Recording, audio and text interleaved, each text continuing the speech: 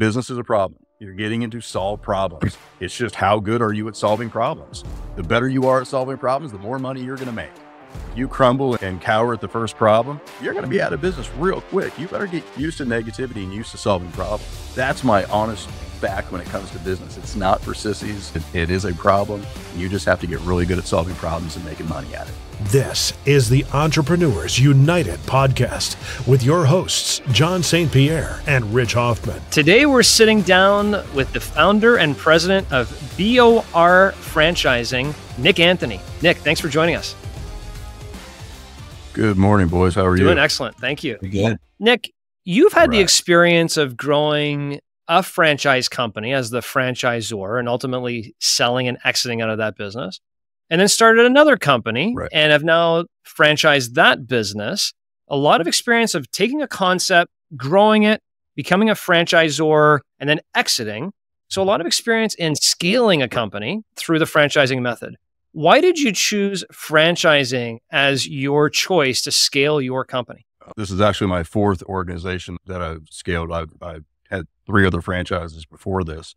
I'm big on making sure that a company has a solid foundation and can be scalable and duplicated. Why I like franchising is because it's not so much I like doing these jobs. I've had a pizzeria franchise, a non-medical home care franchise, a bio franchise, and now BOR, which is water, fire, mold franchise. I enjoy helping people grow. And I think that's probably the biggest thing is I enjoy taking franchise or entrepreneurs or young entrepreneurs or people that are transitioning from corporate life and want to work for themselves. I really enjoy helping them get into a business that they can take as their own and scale the business and for themselves exit for a large multiple. So it's not so much the franchising itself that I love. It's the ability to work with a ton of different entrepreneurs from various backgrounds, literally some scratch. I have a franchisee that just started, 56 years old. He's been working in corporate for 30 years, got unfortunately downsized and was like, I spent my whole career working for them and didn't build anything for myself besides a 401k. And we talked about some strategies and how he can grow and scale his business fast and actually have a pretty decent retirement. If he just puts in the hard work for the next 8 to 10 years, he can do something that he couldn't do in 30 years of corporate. So I enjoy doing that. Nick, why do you do what you do? Pulling a page out of that kind of Simon Sinek, right? What's the deep meaning to your work and what you have to offer the world as you see it? Probably the fact that I didn't have a lot of teachers. I've had to seek them out. I don't come from a wealthy family. I have a mother that was a alcoholic and a drug addict still to this day, a father that was absentee. I bounced in and out of foster care pretty much my whole formidable life being a child. And so for me, it's the ability to grow a family, if you will. A franchise system to me is nothing more than a family. You have brothers and sisters that you talk to on a daily basis. Then you have distant cousins that you only see at the annual meetings. It doesn't mean you're not family. It just means that relationships are slightly different. So for me, it was a way to connect with people that I never really had the chance to, or never really had a big, strong family connection. So again, for me, growing a franchise is a lot like growing a family. Now I'm blessed to have, 3 healthy kids and a beautiful wife. These things, my family personally is great, but at the same time, I always wanted to make sure that I had a chance to help others where maybe they had the same kind of challenges in life, whether it be personal or professional, and have a chance where someone has a home. So that's pretty much why I do what I do. Thanks for sharing your story. Super vulnerable too, to talk about essentially what you're saying is when you grew up, you didn't have the family life that you wanted.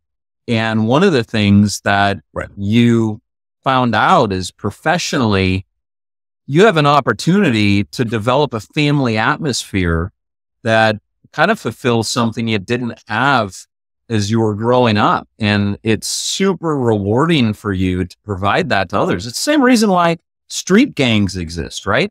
So people can get a sense of belonging. And you've created this sense of belonging in a family of a franchise that is positive, that contributes to the world. So, man, do I appreciate understanding your why. And it just tells me a bunch about you. I want to move to, yeah, go ahead, please. Oh, I was going to say, I'm pretty much an open book. I think openly and honesty with people is always the best thing. Someone asked me a question of the why. It's well, I always tell people, if you're ready to hear the truth, I'll tell it. Yeah. And so I just think it's an important part. My personal life is an important part of my business life. So it's important to get the story out there and let people know when they deal with me specifically I'll come fully open. It's funny. We had a podcast guest. I don't remember how many it must have been in the last 5 or 10 podcasts, and talked about creating a magnetic vision and the why being a big part of that. And I can see why people are attracted to you and your business when right off the bat, you're talking about this magnetic vision that you have for the business you're building. So I'd love to move from the why to more of the what. So I understand why you're doing it is to create this family atmosphere of inclusivity and connectedness.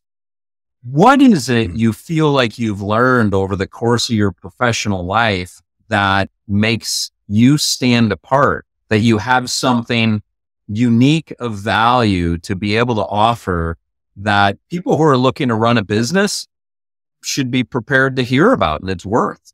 There's another book there. I think the reality is that, and I tell people this all the time, nothing happens as fast as you want it to. It's a process. We all have these grand delusion dreams that it's just going to blow up and you're going to make millions. And this is going to be the greatest thing since sliced bread. And the reality is, I think people underestimate the amount of not only time, but work that goes into any business, not just a franchise business, but any business, and having the patience to be able to be okay with that, being humble enough to realize that every day you have to give your best. And what happened yesterday was yesterday. Today's a new day, whether it be a negative or a positive.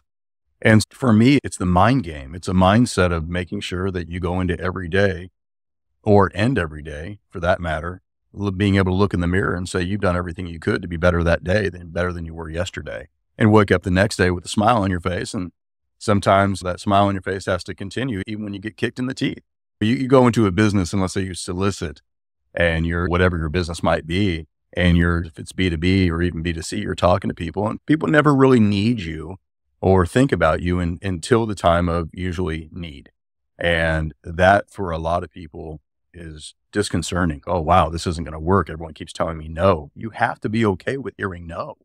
And if you're not, business is tough. Business isn't I tell people all the time, business is not for sissies, man.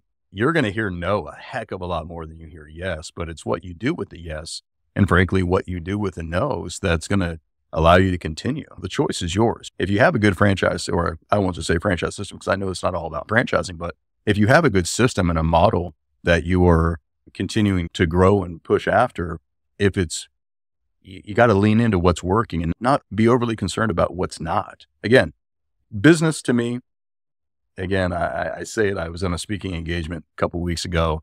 One of the things I talked about, and the question was, define business. I said, it's nothing but a problem. Business is a problem. You're getting into solve problems. It's just, how good are you at solving problems? The better you are at solving problems, the more money you're going to make. If you crumble and cower at the first problem, you're going to be out of business real quick. You better get used to negativity and used to solving problems. That's my honest fact when it comes to business. It's not for sissies. It is a problem. You just have to get really good at solving problems and making money at it. You remind me of a quote from my mother, who unfortunately passed away January of 2022. 2022? No, 2023. Yeah. Thanks, Joe. You said business is not for sissies. My mom would say, getting old ain't for the weak. Like, it's not easy to get old. And I've never quite heard it that way with business, but how true is that? Running a business ain't for the weak. It ain't for sissies. It ain't for somebody who doesn't want to invite problems to people that were impactful for you to develop your mindset that others may be able to reference to develop theirs. I've always been a big fan of Jim Rohn, Tony Robbins. Right now, one of my business coaches is Jay Abraham. And Jay and I have known each other for a while, like Tony. And I think those guys, if those who don't know who Jay Abraham is, he's not as big as Tony. He's Tony's right-hand man, but he's not as big as Tony. But I would say Tony Robbins is a huge influence on me, has been since I was 19 years old. And I first met him at 19 in San Jose. And I've been fortunate enough to be pals with them for, gosh, almost 20 years now, 30 years now, actually, if I do the math correctly, 30 years now. And then Jay, I met about 10 years ago. Jay Abraham, I met about 10 years ago with Tony. And those two guys have qualities and abundance of knowledge when it comes to whether it's a micro business or a Fortune 100 business, how to scale and really optimize. For those who are looking at Jay Abraham and also Tony Robbins, these guys are not just talkers. They're guys that have a real life experience and that do it for a living. I knew we liked you from the get-go because Rich and I are from the Tony Robbins school of thought and business and everything, from the personal power tapes back in the 90s. And we would soak that stuff up. People would be listening. Right. Sometimes we listen to music in your Nissan, Rich, but frequently we put on the personal power tapes and just jive to it. You know, right. What's interesting here, I want to keep going where you guys were with the mind game, and you hear people like Elon Musk, right? They're like, look, we're living in a simulation. You don't even know it, but you're living in basically a simulation right now. This is the simulation called life. And when you think about the world and what we're doing in business as this simulation, and you don't take yourself too seriously, and you don't take your problems too seriously, and you enjoy your success mindset to go through it today than where you were yesterday, like you had talked about.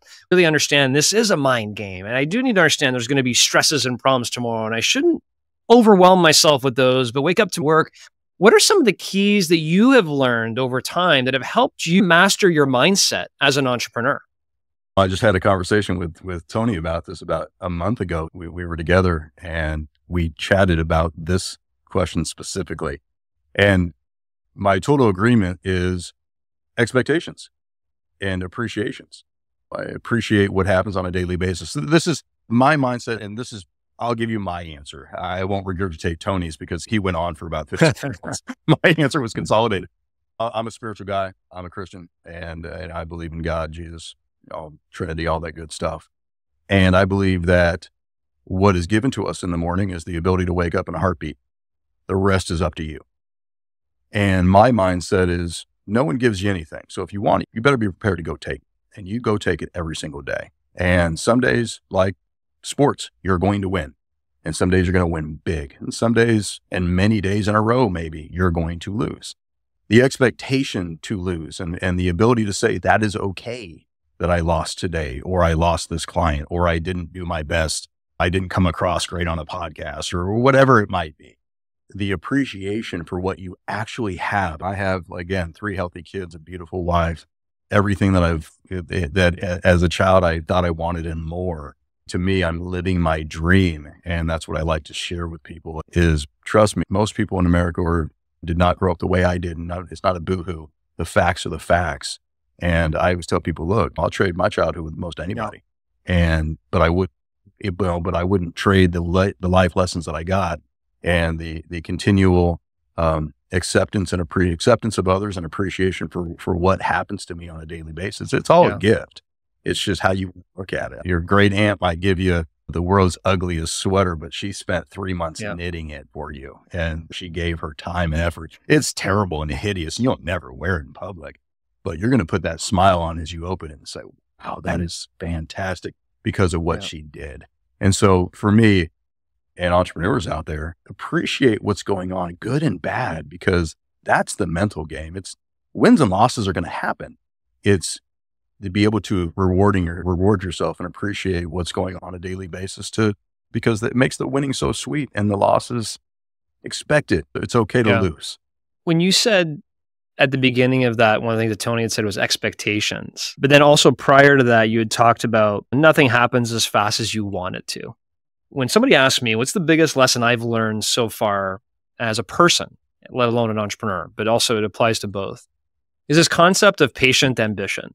Have ambition, but just be patient with your expectations, be patient with everything. When you look at things, one of Tony's books, Life Force, is a book that really opened my eyes to, okay, I'm going to be around here a lot longer. I got like a 30-year horizon, not like a 2-year, I got to get to the finish line. I got like a good 30 some years ahead of me that I got to keep going. I just turned 50. I got a lot of time ahead in front of me. I can be patient and I can go through the bumps and bruises and the failure here and the restart here and learn and get better every single day because I kind of have that long-term view. Is that what you mean or what he meant by expectations? Or if not, how would you interpret that? Yeah, I think you hit the nail on the head. Is the reality of expectation of things are going to happen whether you like them or not, and being able to appreciate it once again and accept what's going on and not always fight it. When people, and we do this in seminars, people put your two hands together and you put your hand out. If I put my hand out and you put your fist out and I just put the tiniest amount of leverage, you're going to push right back. And it's the expectation that I want you to do that when I didn't ask you. It's just human nature. And so to me, with that constant mindset of I'm going to do what I think I need to do and what society wants me to do, it's expect and appreciate that you can only control the controllables is what I'm getting at. Is expect the fact that people are going to be crappy to you. People are going to say no. They're going to say you're wasting your time. They're going to say you left a good job to go do this crazy idea. Expect that. And that's okay, because they're not doing it against you. They're just doing what is for them, what their mindset is. So again, it's expecting that people always have their opinions and they are what they are.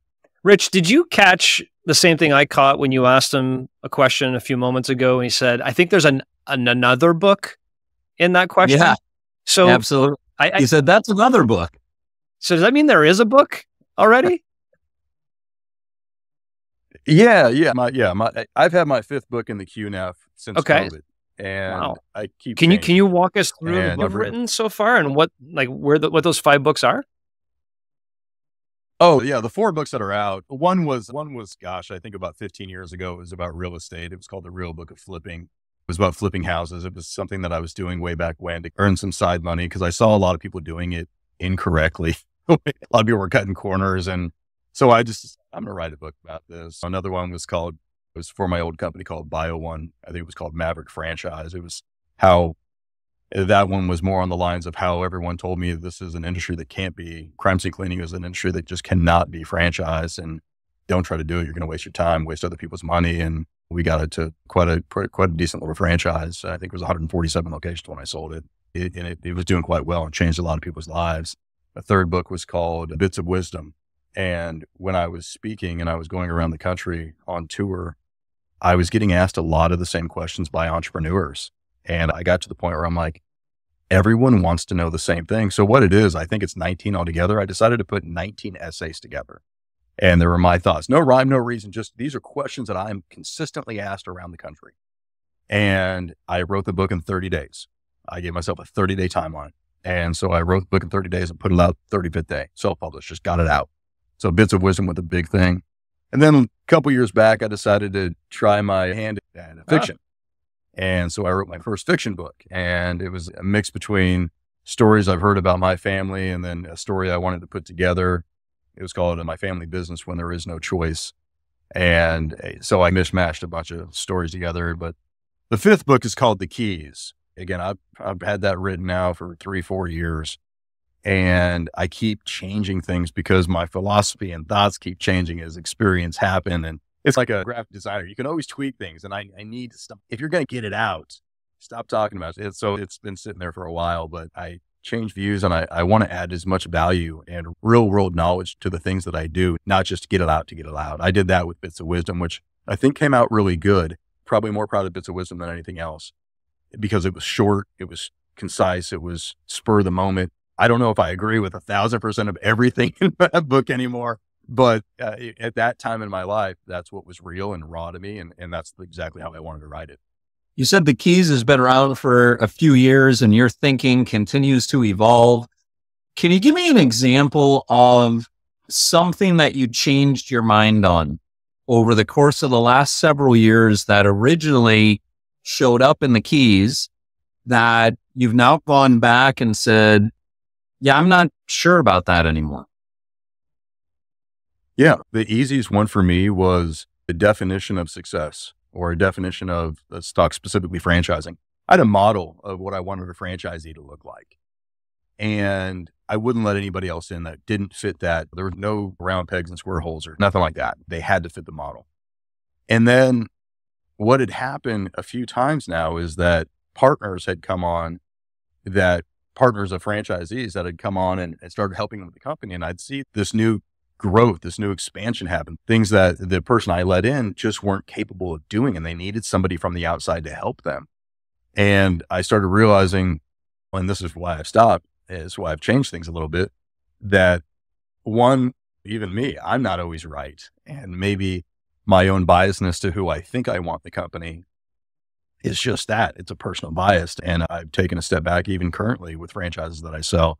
I'm a lot more open to let people in that I may not have thought 2 or 3 years ago were a good fit, and end up surprising the heck out of me. So things like that, you grow in business and life. And I thought at 35, I had my first son. Again, I have 3 kids.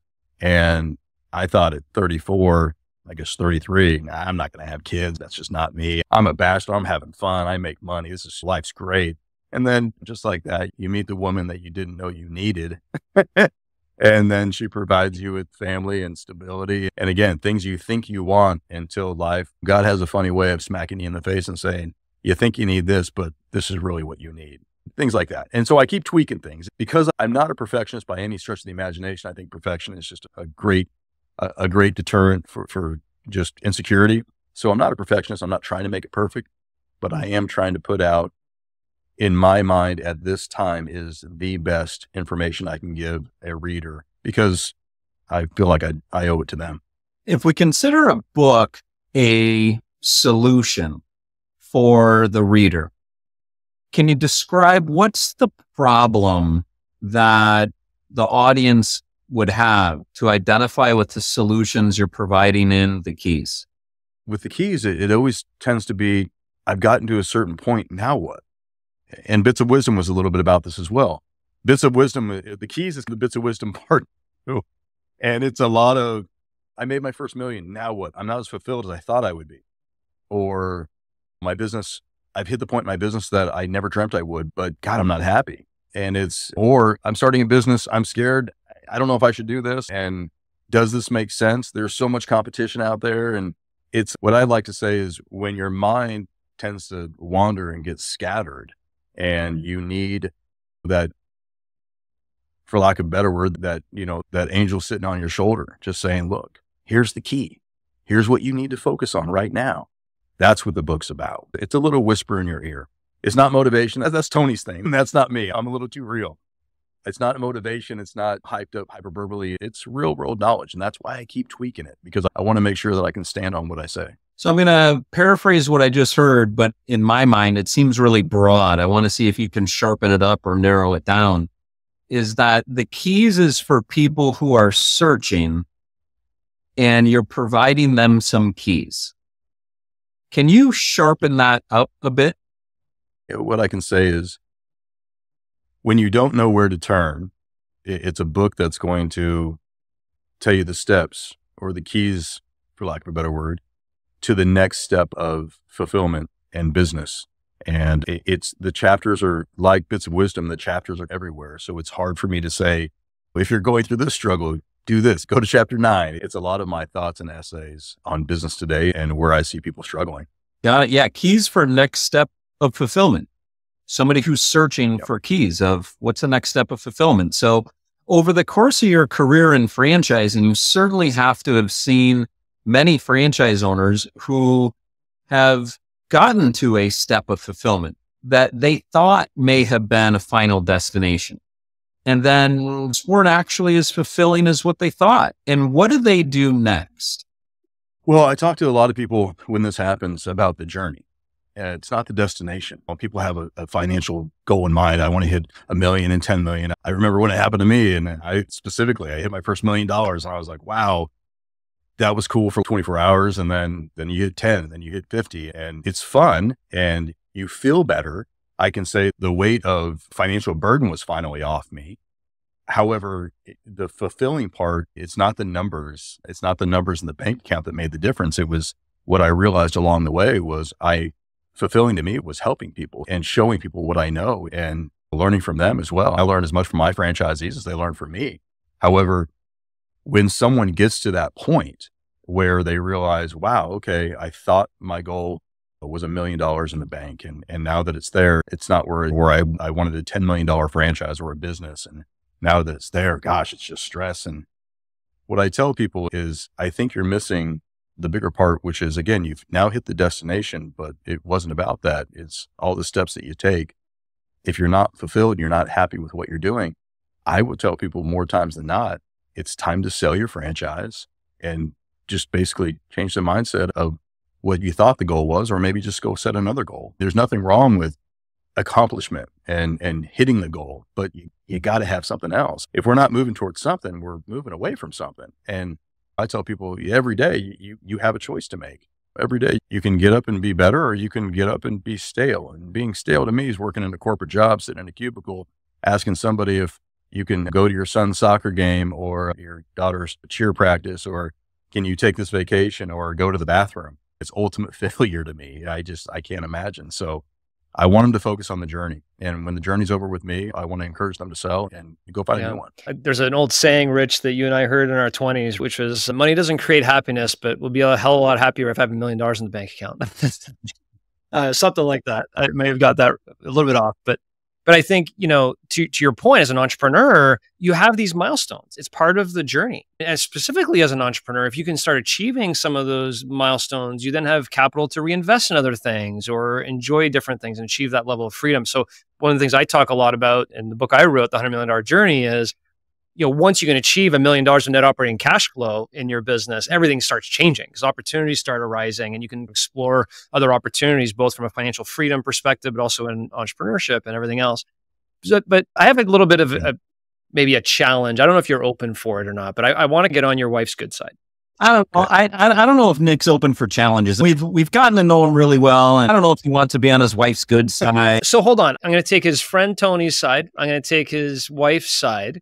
And I don't know if you know this, but Rich is in the process of writing his book right now, which he just started in the last week or two. And I just have a challenge. When you can get this book out? Because I think now that we've been asking you a ton of questions about it, I want to read it. Rich wants to read it. Our listeners probably want to read it. And you said you're not a perfectionist. I have that on the recording. So are you going to get your book out before Rich's? That's my question. It's a race now. I can tell you this. So my kind of philosophy to business, and this will tie into the book, my philosophy in business is I'm a really good rocket booster, but I'm not a manager of people. And I gotta, in business, got to know what you're good at. I'm that true entrepreneur that I'm over here, want to do this, want to do that. And I get bored very easy. What I'm getting at is when I stepped away from BioOne, we talked about that previously. I stepped away from BioOne in 2016, yet I didn't sell it until 21. And I hired a management team. I let them grow the company and let it run, let them do their jobs. I have now done this with Best Option Restoration, or BOR. I will be taking a step back January 1st of 2025. Okay. And my management team's in place. I'm actually here with my management team. They're actually in a couple rooms down. We're visiting our number one franchise out here in Minnesota. We're just checking in on him, make sure he's okay. And so I brought the whole team. And so this transition's happening. So what I'm getting at is I'm going to have a lot more free time January 1st of 2025. So you can probably bet mid-February. That's what's on my horizon. Mid-February is when that book is going to get released. And I'm going to send you all a copy. And I expect to see yours when you get it finished as well. I love it. I love it. I'll make the trade. All right. The race is on. How can people learn more? I know you said you do some speaking engagements, you do different things. How can people learn more about you and your wisdom? Oh, gosh. Wisdom's a big word. If they want to just learn more about me, you can always, I think my PR company put a website out there called nickanthonyzamucen.net or something like that. You Google me. I tell people, Google me. I'm there, man. There's 27 pages and you're going to see my family and my wife. All you do is click the picture. She's stunningly beautiful. So again, I'm blessed far more than I deserve. There's no doubt about it, but it's not hard to get a hold of me or find me. I can promise you that. Awesome. Thank you for your time today. Thanks, Nick. You guys, I appreciate it. It was fun. Thanks. Stay tuned as John and Rich unpack today's conversation. John, there's some podcast guests that drop a one-liner that ends up getting seared in my memory. And Nick dropped one of those lines for me. And I was watching you. I don't even think you took a note, which is okay, because I don't think it speaks to you. It does to me. Okay, there's a challenge. And that line is, perfection is a great deterrent for insecurity. No, I didn't note that. Yeah. Yeah, I believe that to be true. As I have worked through and now am better at having had a perfectionist tendency. Mm-hmm. And you were asking him questions when he dropped that line out, or maybe it was at the end of me asking questions. And I took that note, and I'm sorry, while the conversation continued, I highlighted it, I thought about it. I'm like, you know what? That is so true. I think one of the reasons why I earlier in my career was so bent towards doing things with perfection, and I had been told that my 85% is everybody else's 100. And it wasn't a compliment when I was told that. That was saying you're overdoing it. I think I was doing that out of insecurity.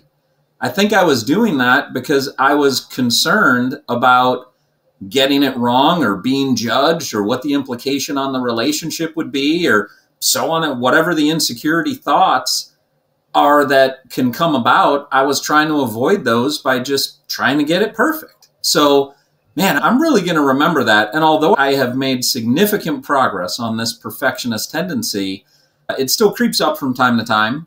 And I think to just acknowledge for the listeners this resonates with, who are like me, to acknowledge that perfectionism may be coming from just being a deterrent. It's a deterrent. It's an excuse for really insecurity. And it's okay to put ourselves out there, to not get it right, to course correct and get it right the second time or third time.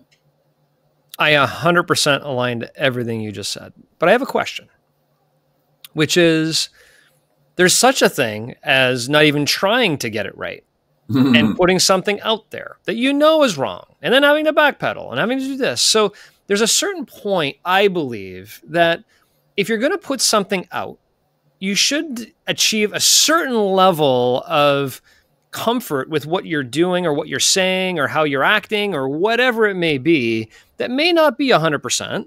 Maybe 85% is okay. But if you hang yourself up in trying to get it to 100%, that is where the problem is. And content creation is a really good example. When we first started this podcast, right? We did a couple of trial runs because we were nervous about putting something out into the world. And in reality, we just said, screw it. Just hit record. Let's go. And we'll get better over time. Creating content is another thing. Putting out videos into the world on social media, that's a scary thing to do. And the amount of times I recorded something, I was like, that doesn't sound great and perfect, but I got to get this thing out. And I just put it out there. No one cares. You care 10 times more than anybody else ever cares. Same thing with writing a book. Like I was trying to make it so perfect, realizing that people understand that things aren't always perfect. So I agree 100% with what you're saying. The question I have is where's the line, right? Where's the line between not good enough and it has to be perfect? And can we live a little bit more in this above average good enough zone where we are putting good things out? We do feel confident about it, but we're okay with not being perfect. That's the question I have in that whole scenario. I'm going to answer a question related to what you asked, but not that exact question, because I don't know where the line is for everybody. But what I can tell you is a tool that I started to use very purposefully to help me not over-perfect. And the tool I actually got from a title of a book that I never read. By the way, I love when you can read the title of a book and you don't even need to read the book and you understand it. An example of one of those is, you're not sick, you're thirsty. The whole book is written about all the things that happen to your body when you don't drink enough water. You don't even need to read the book. I got one. Yeah. I got one. What is it? No asshole rule. Yes. You don't even need to read the book. You just need the title. Yep. What I got was from a book called Procrastinate on Purpose. And what I got from that I started to use and that I noticed in my patterns was when I started my work really early before it needed to be delivered, it left me this massive amount of time that I would pine over it and I would try to perfect it and over perfect it and put too much time into it. So what I ended up doing was literally procrastinating on purpose. And I would schedule things a little closer to the delivery so that I didn't have enough time to perfect it. So that by the time I got to a first draft and a brushed up second draft, it was time to be delivered. And when I started doing that and I started delivering things at what I knew was around 85% of what I could, nobody noticed the difference. You're right. Nobody cared. It was fine. What I was doing is I would put in 1 unit of energy to get things up to 85% good enough. Then I would put in an entire second unit of energy into the remaining 15% to perfect it. Yeah. So I ended up putting in 2 units of energy to get it to my 100%.